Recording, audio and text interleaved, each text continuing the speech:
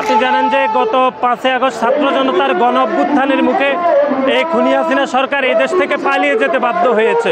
কিন্তু 5 আগস্টের আগে আমরা দেখেছি যে কিভাবে জুলাই এবং আগস্ট মাসে ছাত্র জনতাকে কিভাবে নির্বিচারে হত্যা করেছে এই খুনি হাসিনা সরকার। এবং এর আগে আপনারা দেখেছেন 2006 সালে পল্টনে লগি বৈঠা দিয়ে কিভাবে মানুষকে নির্বিচারে পিটিয়ে হত্যা করেছে তখনকার বিরোধী দলে থাকা শেখ হাসিনা। 250-টিরও বেশি ডিজাইন অপশন নিয়ে ওয়ালটন স্মার্ট ফ্রিজ, বোঝে আপনার প্রয়োজন। এবং এর আগে আপনারা দেখেছেন 2008 সালে বিডিআর বিদ্রোহের সময় কিভাবে আপনারা দেখেছেন আমাদের 57 জন আর্মি অফিসারকে খুন করেছে হাসিনা সরকার। এবং গত 1 যুগের বেশি সময় ধরে একটি গণতান্ত্রিক বাংলাদেশ প্রতিষ্ঠার জন্য বিএনপির ভারপ্রাপ্ত চেয়ারম্যান জনাব তারেক রহমানের নেতৃত্বে যে আমরা আন্দোলন সংগ্রাম করেছি, সেই আন্দোলন সংগ্রামকে বাধাগ্রস্ত করতে বিএনপির হাজার হাজার নেতাকর্মীকে খুন করেছে এই খুনি হাসিনা সরকার।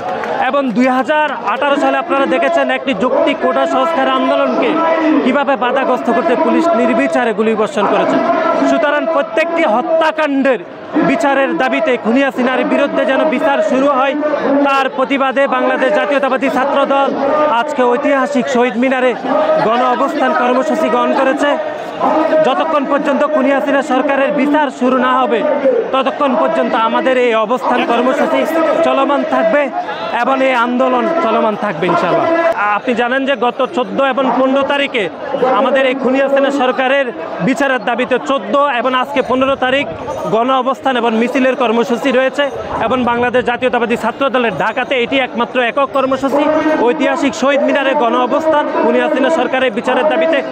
এর বাইরে ঢাকার বাইরে আপনি জানেন যে সারা দেশে বিএনপি আন্দোলন সংগ্রাম করছে খুনি হাসিনা সরকারের বিচারের দাবিতে। সেই প্রোগ্রামগুলোতে বাংলাদেশ জাতীয়তাবাদী ছাত্রদল শান্তিপূর্ণভাবে এই খুনি হাসিনা সরকারের বিচারের দাবিতে এই রাজপথে অবস্থান গ্রহণ করছে। যতক্ষণ পর্যন্ত এই খুনি হাসিনা সরকারের বিচার শুরু না হবে এবং বিচার করে শাস্তি যতক্ষণ পর্যন্ত কার্যকর না করা হবে ততক্ষণ পর্যন্ত বাংলাদেশ জাতীয়তাবাদী ছাত্রদল সারা দেশে আন্দোলন সংগ্রামের মাধ্যমে এই খুনের বিচার নিশ্চিত করবে ইনশাআল্লাহ।